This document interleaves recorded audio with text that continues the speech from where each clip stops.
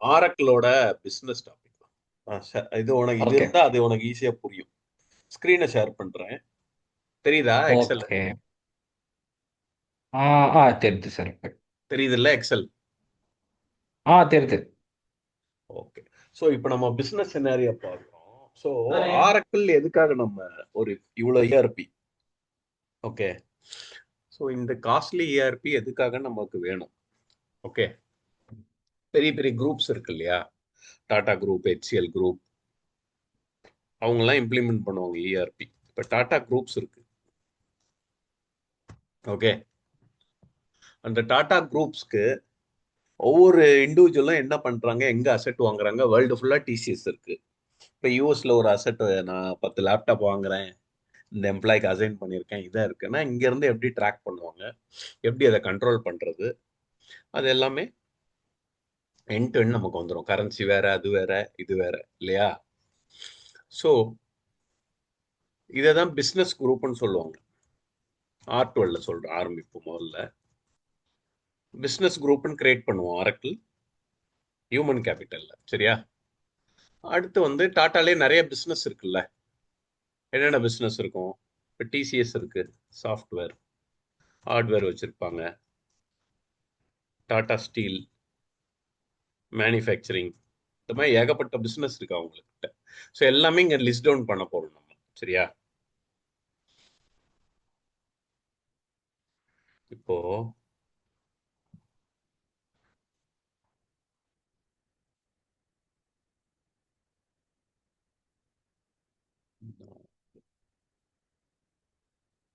Okay.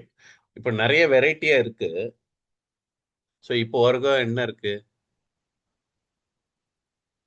Maximum நம்மளுக்கு இப்போதைய வரைக்கும் 183 பிஸ்னஸ் இருக்கு. Okay, current. புரியுதா? அப்படின்னு நம்ம வச்சுக்கலாம். வெரைட்டியா வேற வேற பிஸ்னஸ் நேம் வருது. ஸோ இது கம்பெனி ஆர் பிஸ்னஸ் அப்படின்னு நம்ம ஹெட்டிங் கொடுத்துக்கிறோம்.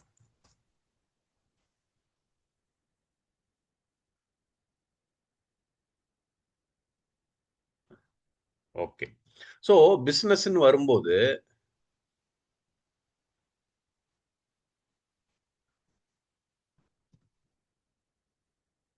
ஒரு பிஸ்னஸ் நம்ம கம்பெனி இருக்கு, டிசிஎஸ் இருக்கு, மேனுஃபேக்சர் ஹார்ட்வேர் இருக்கும்போது அது அதுக்கு டிபார்ட்மெண்ட் இருக்கும் இல்லையா?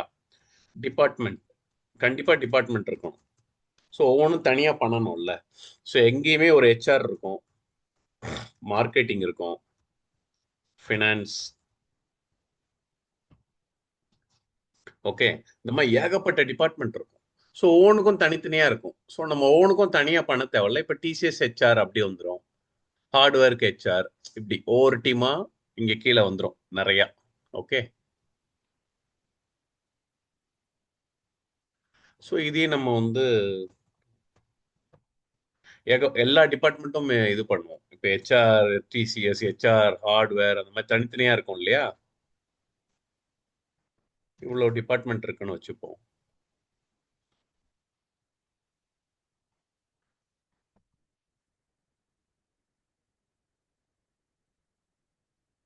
ஸோ நம்ம எக்ஸாம்பிள் படி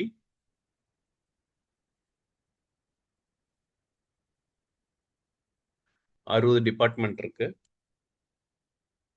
183 கம்பெனி இருக்கு. ஓகே. கம்பெனி, டிபார்ட்மெண்ட், வேற என்ன முக்கியமான செக்டார்? அக்கவுண்ட். அக்கவுண்டிங் இல்லாம எந்த பிசினஸும் ரன் பண்ண முடியாது. ஓகே. நமக்கு வந்து எத்தனை அக்கவுண்ட் இருக்கு? 4 டைப் ஆஃப் அக்கவுண்ட் இருக்கு. Asset account, liability,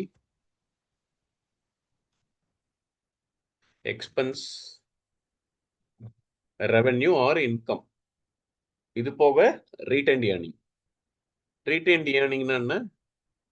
profit retained அப்படியே கேரி ஃபார்வர்டா வருது. ப்ராஃபிட் ஆர் லாஸ் நம்ம கேரி ஃபார்வர்ட் ஆகும்ல நெக்ஸ்ட் இயர். ஓகேவா? ஏதாவது டவுட் இருக்கா இது வரைக்கும்? இல்ல சார். புரியுது இல்லையா? ஒரு பிசினஸ் நம்ம எடுத்துக்கிறோம்.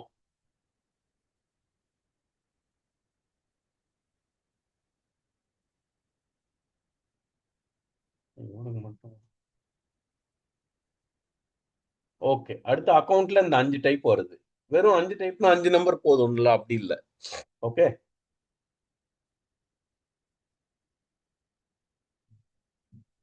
இப்ப பார்த்தோம்னா, ஸோ இது எப்படின்னா அசெட்ஸ், நம்பர் ஆஃப் அசெட்ஸ் இருக்கும் இல்லையா? அசெட்டுக்கு 1 சீரிஸ், இதுக்கு 2 சீரிஸ், 3 சீரிஸ், 4 சீரிஸ், இப்படி பிரிப்போம் அக்கௌண்ட்டுக்கு. ஸோ எப்படி வச்சுப்போம்னா, அசெட் நம்பர் ஆஃப் அசெட் நிறைய இருந்தா 1001 to 1999 அசெட், 2001 to 2, இதுல பூரா லைபிலிட்டி வரணும். ஸோ யூசர் ஒன்ஸ் என்டர் பண்ண ஆரம்பிச்சிட்டான்னா இந்த சீரீஸ்க்கு இதுதான் வரும்னு அவனுக்கு தெரியும். புரியுதா? எக்ஸ்பென்ஸ்னா இது கை ஆட்டோமேட்டிக்கா 4ஆம் நம்பர் போயிடும் இன்கம்னா. புரியுதா? அதுக்காக இந்த மாதிரி நம்ம வைப்போம் நார்மலா. இதுதான் நம்ம சஜஸ்ட் பண்ணுவோம். நீ கிரியேட் பண்ணல வேல்யூஸ்லாம், ஆமா சார்.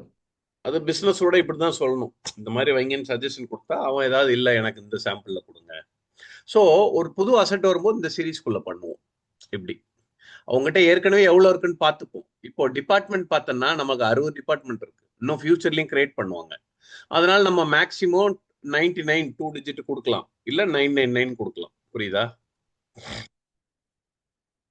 இங்க பார்த்தோம்னா 183 இருக்கு. மேக்சிமம் 9999 3 டிஜிட், இல்லைன்னா 9999 4 டிஜிட்டா வரணும் எல்லாமே, இல்ல 3 டிஜிட்டா வரலாம். வேல்யூ செட் கிரியேட் பண்ணும்போது 3 கொடுக்குறல, அது இதுக்கு தான். புரியுதா? புரியுது சார். இந்த வேல்யூ செட் லிமிட் கொடுப்பல்ல, வேல்யூஸோட லிமிட் ஏதோ இதுக்கும் நம்ம 3 போடணும், 2 போடணும், 19 வரைக்கும் பண்ணிக்கலாம். அக்கௌண்ட் பார்த்தோன்னா ஃபார் 4 டிஜிட். ஸோ நீங்க என்ன பண்ணுவ, 9999 4 கொடுப்ப. ஸோ இது வரைக்கும் அது கிரியேட் பண்ணிக்கலாம். ஏன்னா 4 டிஜிட் நிறைய வருது இல்லையா ஓனுக்குள்ள. ஸோ இதுதான் மெயின். இது 3 தான் நீ கிரியேட் பண்ணிருப்ப இல்லையா மேனி. ஸோ இதுக்கு பேர் செக்மெண்ட்.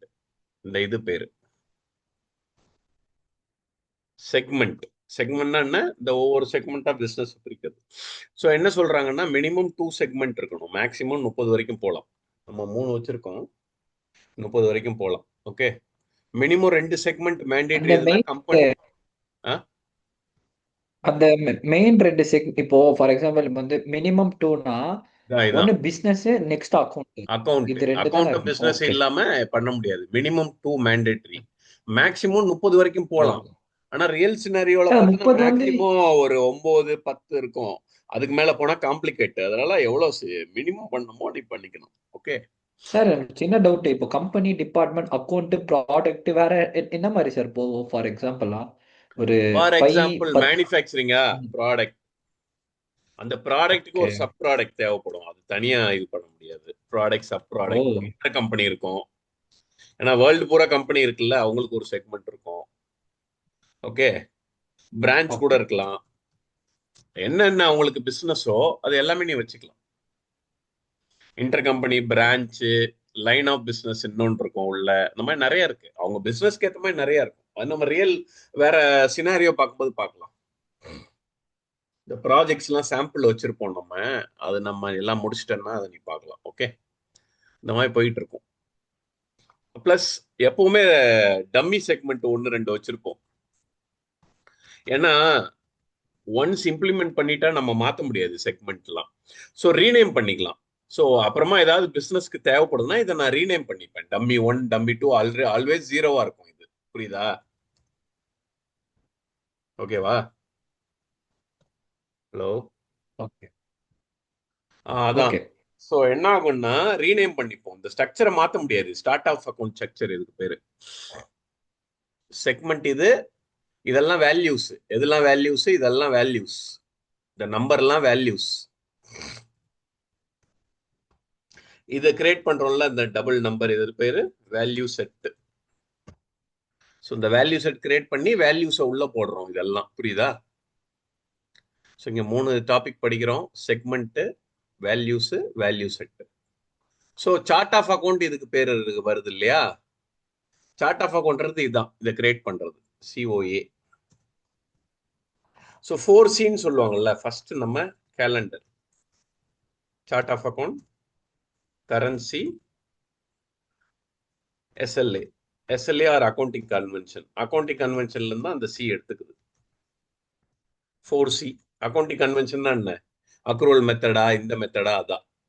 ஸோ இது எப்படி ஆரக்கிள் இது பண்ணுது?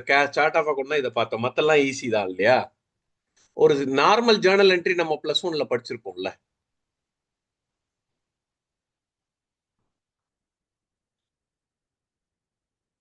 கேக்குதா?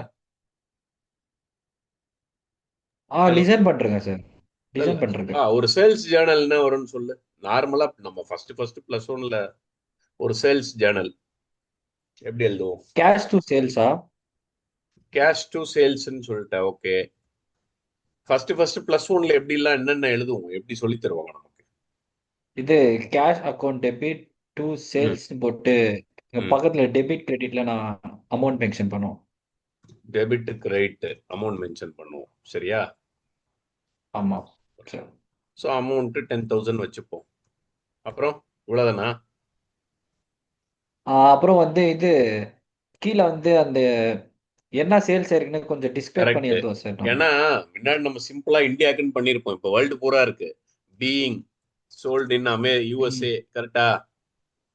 Correct. Sold in USA California, இந்த மாதிரி கிளியரா போடுவோம். கலிஃபோர்னியா அது இது இது எக்ஸெட்ரா எல்லாம் இங்க வந்துடும், எல்லா கதையும். ஓகே. ஸோ நீ என்ன ஓகே. சொல்ற, வேற என்ன போடுவோம்? வேற வந்து டேட்டு போடுவோம். டேட் போடுவோம். அப்புறம் கரெக்ட். 20 மே 26. ஓகே. 4C எப்படி வந்தது தெரியுதா இப்போ? இதான் first C, okay. Calendar. Okay start of calendar. Account தான் இது. அக்கௌண்ட் எல்லாம் இங்க வருதா? ஓகே. நரேஷனுமே உள்ள வந்துருது இல்லையா? ஏன்னா இதுலதான் நம்ம என்ன ப்ராடக்ட் என்னன்னு போடுறோம் கிளீனா, அதெல்லாம் இது கொண்டு வந்துடும். அடுத்து கரன்சி. அடுத்து அக்கௌண்டிங் கன்வென்ஷன் வந்து அக்ரூவல் மெத்தடா என்ன மெத்தடு அதுல வந்துருது. புரியுதா? ஓகே அது சார். நம்ம கண்ட்ரிக்கு ஏத்த மாதிரி வந்துடும். ஸோ இதுதான் 4C. இதுக்கு பேர் தான் லெட்ஜர். செகண்ட் இது கண்டுபிடிக்கிறது. இதுதான் சார் அந்த அக்கவுண்டிங் கன்வென்ஷன் மட்டும் கொஞ்சம் எனக்கு என்ன அந்த அந்த இப்போ நீங்க சொன்னீங்களா, அது மட்டும் திருப்பி ஒரு வாட்டி சொல்றீங்களா? அக்கவுண்டிங் கன்வென்ஷன் சொல்றேன். அதுல. ஓகே. ஸோ நம்ம இதுல தான் ஆரம்பிச்சோம். இதுக்கு பேர் multi organization, MOAC. Multi organization. Multi ஆர்கனைசேஷன்ல ஃபர்ஸ்ட் பிசினஸ் குரூப் பார்த்தோம். லெட்ஜர் வந்து 4C. அடுத்து லீகல் என்டிட்டி. லீகல் என்டிட்டில தான் டாக்ஸ் அதெல்லாம் பார்த்து. லெட்ஜர் தான் இங்க பார்த்துருக்கோம் இல்லையா, 4C. ஸோ என்னன்னா நார்மல் ஜேர்னல் நம்ம எழுதுறது தான் ஆரக்கில் வந்து அழகா அந்த மாதிரி கண்ட்ரோல்டா கொண்டு வந்திருக்கோம். அக்கௌண்டிங் கன்வென்ஷன் என்னன்னா, இந்தியாவில் நம்ம அக்ரூவல் மெத்தட் படிக்கும். சிஏ படிச்சா தெரிஞ்சிருக்கோம் இல்லையா, அக்ரூவல் மெத்தட்னு சொல்லுவோம் நம்ம. கேஷ் மெத்தடு இருந்தா அந்த கண்ட்ரி என்னென்ன கண்ட்ரி என்ன ஃபாலோ பண்ணுது, எது அக்ரூவல் மெத்தடுக்கும் இதுக்கும் என்ன டிஃபரன்ஸ் தெரியுமா? அக்ரூவல்னா என்னன்னு தெரியுமா? சார் அக்ரூவல்னா வந்து இப்போ வந்து ஒரு டிரான்சாக்ஷன் அக்கர் ஆகுனாலே வந்து அது அக்ரூவல் மெத்தட் சார். இல்ல அப்படி இப்போ இல்ல. காசு வருதா இல்லை முக்கியம் இல்லை, ஜஸ்ட் வந்து அந்த அந்த டிரான்சாக்ஷன் மேட் ஆயிடுச்சுனாலே, ரெக்கார்ட் ஆகுனாலே வந்து அது அக்ரூவல் தான். இல்ல அப்படி இல்ல. நம்ம லாஜிக் கரெக்டா புரிஞ்சுப்போம். நான் சொல்றது புரியுதா ஓகே. பாரு. இப்போ அக்ரூவல், இப்போ சப்போஸ் மேனுஃபேக்சரிங் இண்டஸ்ட்ரி சேலரி வருது ஒருத்தனுக்கு. Salary 10th 5th next month வரும் இல்லையா? ஐடி தவிர எல்லாருக்குமே கொஞ்சம் லேட்டா தான் வரும். கரெக்டா? Auditor okay. ஆஃபீஸ் நார்மல், ஒரு நார்மல் ஆர்கனைசேஷன்லாம் எப்படி போடுவான்? 5th 2nd அந்த மாதிரி தான் போடுவோம். கரெக்டா? இப்போ என்ன மந்த்? மே. ஸோ மே சேலரியும் எப்போ வாங்குறான்? June 5th. புரியுதா? புரியுது சார். மே சேலரி எப்போ வாங்குறான்? ஜூன். ஸோ அவனை பொறுத்த வரைக்கும் பேங்க் அக்கௌண்ட்ல ஜூன் 5th தான் வருது. நம்மளை பொறுத்த வரைக்கும் மேல போட்டுடுறோம். என் செலவு, என் எம்ப்ளாயோட செலவு மே. ஆனா அவனை பொறுத்த வரைக்கும் ஜூன் 5th 10th பேங்க் எப்போ ஒர்க்கிங்கோ அப்போ வாங்கிக்கிறான். ஓகே. ஸோ இதுல அக்ரூவல் மெத்தடு இதுதான். என்னோட கம்பெனியோட செலவு மேல நான் அக்கௌண்ட் பண்ணிடுவேன். இன்னைக்கு நான் செக்க போட்டேன், இதான் அக்ரூவல் மெத்தடு. என்னோட அக்கௌண்ட் புக்ல என்ன இருக்கும்? 31st மேல இருக்கும். 31st மே சேலரி மேடு. கரெக்டா? இது அக்ரூவல் மெத்தட். கரெக்ட். இதே நான் வந்து கேஷ் மெத்தட் ஃபாலோ பண்ணா, என்னைக்கு ஆக்சுவல் டேட்டா பண்றனோ அன்னைக்கு தான் நான் என்டர் பண்ணணும். அதான் கேஷ். ஸோ 5th ஜூன்ல தான் இது அக்கௌண்ட் ஆயிருக்கணும். புரியுதா? இதுதான் ஆனா நம்ம கண்ட்ரி என்ன சொல்றான், நீ அக்ரூவல் தான் போட்டாகணும், இது நம்ம அபாலிஸ்ட், இது பண்ணக்கூடாது. சில கண்ட்ரில அது இருக்கலாம். புரியுதா? நம்மளதுல அக்ரூவல் தான்.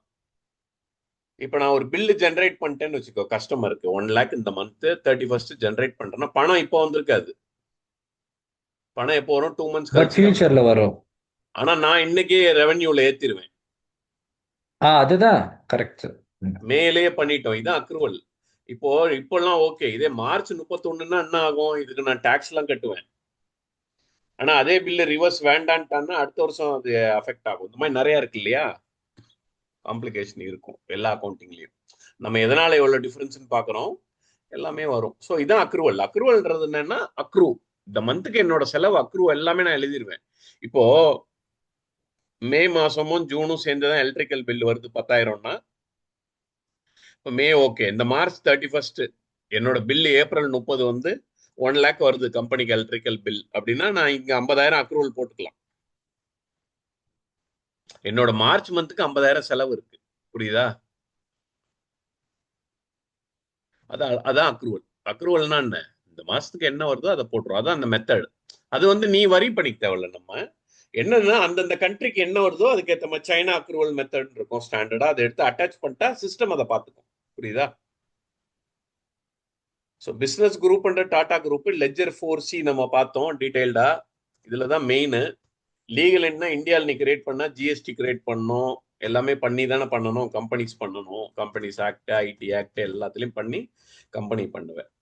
அடுத்து ஆப்ரேட்டிங் யூனிட். ஆப்ரேட்டிங் யூனிட் தான் நம்ம ஒர்க் பண்ணுவோம். இது பிரான்ச்சஸா இருக்கலாம். ஓகே, என்ன வேணா இருக்கலாம்.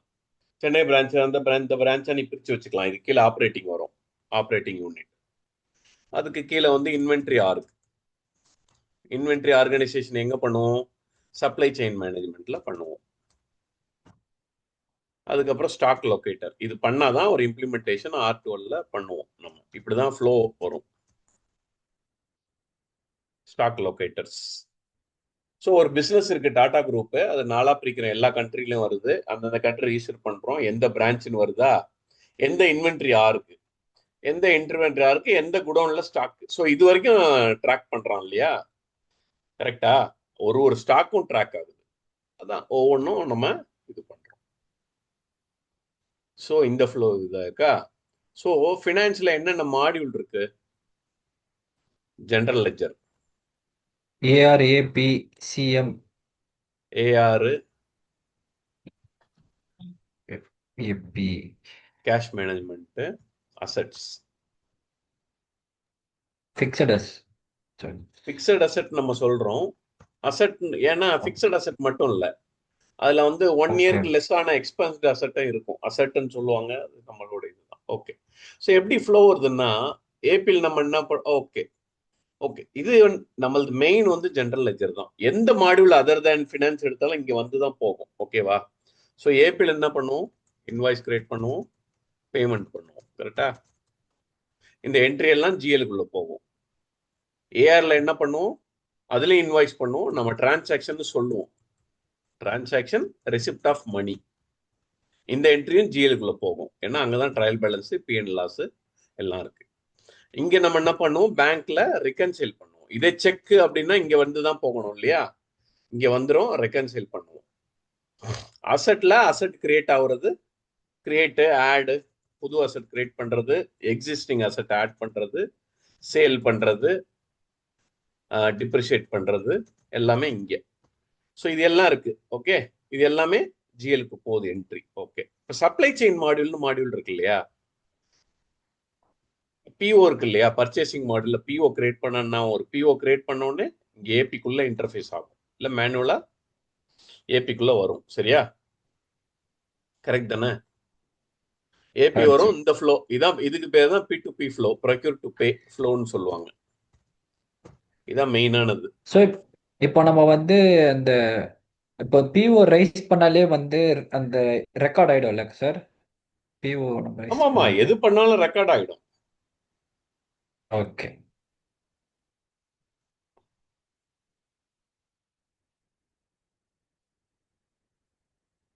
புரியுது இல்ல? புரியுது சார். ஏன்னா என்னன்னு நமக்கு தெரிஞ்சாதான் நம்ம அதுல போய் பார்க்க முடியும், எங்க எரர் அடியுது, எங்க ஃப்ளோ வரல, அந்த மாதிரி. ஓகேவா? ஸோ பிஓன்னாவும் இப்படி ஆகும். இதே பிஓ வந்து ஐட்டம்ஸ் வாங்குறோம், அந்த மாதிரி வாங்குறோம். இதே அசட்டா வாங்குறோம், ஒரு அசட் வாங்கும்போது பிஓ போட்டு தான் வாங்குவோம் இல்லையா, எது நல்லதோ. ஸோ அசட் அக்கௌண்ட் இங்கே யூஸ் பண்ணும்போது என்ன பண்ணுவோம், பிஓல இருந்து அதுவே அசட் கிரியேட் ஆகும். பிஓல இருந்து ஏபி போய் ஏபில இருந்து எஃப்ஏ போகும். பிஓ, ஏபி, எஃப்ஏ, அப்புறம் ஜிஎல் அசட்டா இருந்தா. நார்மல் ஐட்டம்னா பிஓ, ஏபி, ஜிஎல், பி2பி சைக்கிள் இப்படி போயிடும். ஸோ ஏபியில் அதே பேமெண்ட் இன்வாய்ஸாக வந்தால் சிஎம்க்கும் போகும். So PO, AP, FA, CM, இதுதான் இந்த ஃப்ளோ. அதான் இன்டர்லிங்க், இஆர்பின்னு சொல்றோம் இல்லையா, என்டர்பிரைஸ் ரிசோர்ஸ் பிளானிங். இப்படிதான் ஒவ்வொன்றும் லிங்க் ஆகும். நீ கிரியேட் பண்ணி டெலீட்டும் பண்ண முடியாது, சரியா? ஓ ரிவர்ஸ் தான் பண்ண முடியும். ஏன்னா எங்கேயோ ஒரு மூலையில எவனோ பண்ணிட்டு மாடிஃபை பண்ணிட்டு போக முடியாது இஆர்பியில். நேமும் ரெக்கார்டு, ஏன்னா யூசர் நேம் பாஸ்வேர்டு தர இல்லையா, ஓகே எல்லாமே ப்ராப்பரா இருக்கும். ஸோ இந்த ஃப்ளோ பிஓ இப்படி போயிடும். அடுத்து ஏஆர். ஏஆருக்கு என்னன்னா ஆர்டர் மேனேஜ்மெண்ட் இருக்கு இல்லையா, supply chain module. Order, sales order போடுறோம், சேல்ஸ் ஆர்டர் இங்கே ஏஆருக்கு வருது. இதெல்லாம் மேனுஃபேக்சரிங் டெஸ்ட்ல இந்த ஃப்ளோ இப்படி வரும், அங்கிருந்து ஜிஎல் வருது. அதே மாதிரி பேங்க்ல இருந்து செக் வந்ததுன்னா சிஎம் போயிட்டு வரும். அதே மாதிரி சேல் ஆஃப் அசட்னா இங்க வந்துடும், அசட்ல சேல் பண்ணோடனே இங்க வந்து இதுல வரும். ஓகே, இல்ல இங்கேயே ஓகே சேல் ஆயிடும். நம்ம அதர் இது வேணா என்ட்ரி போட்டுக்கலாம், அது நம்மளோட இதுதான் ஃப்ளோ. அதே மாதிரி ஏபி, அசட், எஃப்ஏ எல்லாமே இன்டர்லிங்க்டு. ஸோ இந்த ஆர்டர் மேனேஜ்மெண்ட்டுக்கும் பர்ச்சேசிங்கும் இன்வென்ட்ரின்னு ஒரு மாடியூல் இருக்கு இல்லையா சப்ளை செயின்ல. இன்வென்ட்ரி தான் ஸ்டாக். ஸோ ஒரு பொருள் வாங்கின உடனே சேர்ந்த உடனே இங்க ஆட் ஆயிடும். ஆட் ஆனா எங்க ஆகும், பர்ச்சேஸ் ஆர்டர் கிரியேட் ஆகும். Inventory, purchase order, AP. அதே சேல் ஆகும்போது லெஸ் ஆகும் இல்லையா, குடவுன்ல இங்க இருந்து எடுக்கிறோம். இன்வென்ட்ரி, சேல்ஸ் ஆர்டர், ஏஆர், இதான் ஃப்ளோ. இப்படிதான் வரணும், புரியுதா? ஒரு இன்வென்ட்ரில இருந்து இதை எடுத்துக்கும், இப்படி போகும். போக போக இன்ட்ரெஸ்டிங்கா இருக்கும் இந்த ஃப்ளோலாம். இந்த லிங்க் இங்க எரர் அடிச்சா ஏன் வரல. இப்ப ஜிஎல்ல இருந்து நம்ம எல்லாமே என்கொயரி பண்ணி பார்க்கலாம், இன்வாய்ஸ் எல்லாமே. எடிட் பண்ண முடியாது, அந்த ஆக்சஸை பொறுத்து நம்ம வந்து என்கொயரி பண்ணலாம் எல்லாம். ஸோ ஸோ ஃபினான்ஸ் தான் எல்லாத்துலையும் இருக்கலே ஹையஸ்ட். இப்போ ஆரக்கிள் ஹெச்ஆர்எம்எஸ் இருக்கு இல்லையா, ஹியூமன் ம் ரிசோர்ஸ் கேபிட்டல் மேனேஜ்மெண்ட், ஹெச்சிஎம் இருக்கு. ஸோ அவங்க என்ன பண்ணுவாங்க, பேரோல் நமக்கு ரன் பண்றாங்க. எம்ப்ளாயி கிரியேட் பண்றதுக்கு ஏபி தேவை. பேரோல் ரன் பண்ணி பேமெண்ட் எங்க பண்ணணும், ஏபியில் பண்ணணும். ஸோ இதுவுமே இன்டர்லிங்க்டு தான். இங்கேருந்து ஏபி போவோம், ஏபிலேருந்து ஜிஎல் போவோம். ஸோ எதுவுமே இண்டிபெண்டன்ட் கிடையாது, ஃபினான்ஸ் தான் மெயின் எல்லாத்துக்குமே. ஓகே எங்கனாலும் அக்கௌண்டிங் என்ட்ரி ஜென்ரேட் ஆனாதான் இஆர்பி இல்லையா. நிறைய மாடியூல் இருக்கு, எஸ் சார் நூற்றுக்கணக்கான மாடியூல் இருக்கு. டிரான்ஸ்போர்ட் மேனேஜ்மெண்ட், அது இது நிறைய இருக்கு, கான்ட்ராக்ட், ப்ராஜெக்ட்ஸ், ஆரக்கிள். ஸோ எதுவுமே வந்து ஜிஎலுக்கு தான் வந்தாகணும், ஃபினான்ஸ் டச் பண்ணி தான் உள்ள வந்துடணும். ஓகே, ஸோ இதுதான் வந்து ஓவரால் ஆரக்கிள் ஃப்ளோ. ஸோ இது வந்து இந்த இது வந்து R12 இப்படி வருது. இதுல வந்து உங்களுக்கு பிசினஸ் யூனிட்னு ஆரம்பிப்பாங்க ஃபியூஷன்ல. லாஜிக் எல்லாம் ஒண்ணுதான், பிசினஸ் யூனிட், லீகல் என்டிட்டி, அப்புறம் லெட்ஜர் வரும். ஆனா அதே லாஜிக் தான். ஓகே லெட்ஜரு இந்த மாதிரி பண்ணுவாங்க. பிசினஸ் யூனிட்னு அவன் சொல்றான். என்ன இதுல ஃபுல்லாவே வெப்பேஜ்ல வரும், இங்க இதான் வரும், அவ்வளவுதான். ஓகே இல்லையா? ஸோ இதான் வந்து ஆரக்கிள் இப்படிதான் ஃபங்க்ஷன் ஆகுது. ஸோ நம்ம இங்க சேல்ஸ் என்ட்ரி என்ன போட்டோம், யூஎஸ்ஏல சேல்ஸ் ஆகுதுன்னு போட்டோம் இல்லையா, கேஷ் டு சேல்ஸ். அதே இதுல இருந்து எப்படி வரும், கேஷ் அக்கௌண்ட் அசெட்ல தானே இருக்கு. ஸோ ஆமா 1001 சார் கேஷ் அக்கௌண்ட் 1001 வச்சுப்பேன். 1001 டாட் சேல் அக்கௌண்ட் எங்க இருக்கு, இன்கம்ல இருக்குல்ல, 4005 வச்சுக்கலாமா. டாட் என்ன கம்பெனிக்கு, டிசிஎஸ்ஸா அப்படின்னா ஸ்டார்டிங்லேயே வந்துடும் இல்லையா. இது 2 டிஜிட்னு வச்சா 01ன்னு ஆரம்பிக்கணும்ல, ரெண்டு ரெண்டு டிஜிட் வரணும் இல்லையா, கரெக்டா? இது மேக்ஸிமம் 99 தானே போட்டோம் ஆமாங்க கீழே. சார் ஸோ 2 டிஜிட் வரணும் எல்லாமே, 33999. அப்போ 001 சாரி 3 வரும். ஓகே ஸோ அதுக்கு தான் அந்த ம் இது வருது, எதுக்காக நம்ம கிரியேட் பண்றோம்னு தெரியாம பண்ணிட்டு இருந்தோம் இல்லையா. ஸோ இங்க என்ன வரும், 001 டாட்னு வந்துடும். ஸோ இப்படிதான் நம்ம என்ட்ரி நார்மல் இதுல இருந்து வருது. ஒரு பேசிக் ஜேர்னல் தான், அப்பதான் உங்களுக்கு புரியும். ஆக்சுவலி இதுல இருந்து தான் நம்ம ஆரம்பிச்சிருக்கணும். Okay, no problem. ஸோ இதே மாதிரி இது டெபிட் 10,000 நம்ம ஜேர்னல் போட்டது. இதே மாதிரி கிரெடிட் என்ன வருது, டு சேல்ஸ் இல்லையா? Yes sir. டெபிட்ல வந்து கேஷ் போட்டோம்ல, சேல்ஸ் வராது இல்ல. நடுவில் டிபார்ட்மெண்ட் வரும் கரெக்டா, நம்ம டிபார்ட்மெண்ட் ஆட் பண்ணணும், என்ன டிபார்ட்மெண்ட், அவ்வளவுதான். ஸோ இப்படிதான் ஜென்ரேட் ஆகுது ஆரக்கிளோட என்ட்ரிஸ். என்ன அங்க நரேஷன்ல எழுதுறது இது உள்ளே வந்துடும், என்ன ப்ராடக்ட் என்னன்னு எல்லாத்தையும் செலக்ட் பண்ணுவோம்ல செக்மெண்ட்ல. ஸோ நம்மளோட இந்த என்ட்ரி இப்படி வருது ஆரக்கிள்ல. இந்த செக்மெண்ட்லயே இந்த ஐடியா எல்லாம் உள்ள வந்துருது, இதோட டிஸ்கிரிப்ஷன் எல்லாம், எந்த கண்ட்ரி என்ன ஃபீல்டு என்ன. ஸோ நமக்கு ஈஸியா இது கிளிக் பண்ண உடனே இந்த டிஸ்கிரிப்ஷன் கீழே வந்துடும்ல, அதை வச்சு ஈஸியா நம்ம புரிஞ்சுக்கலாம். ஓகே,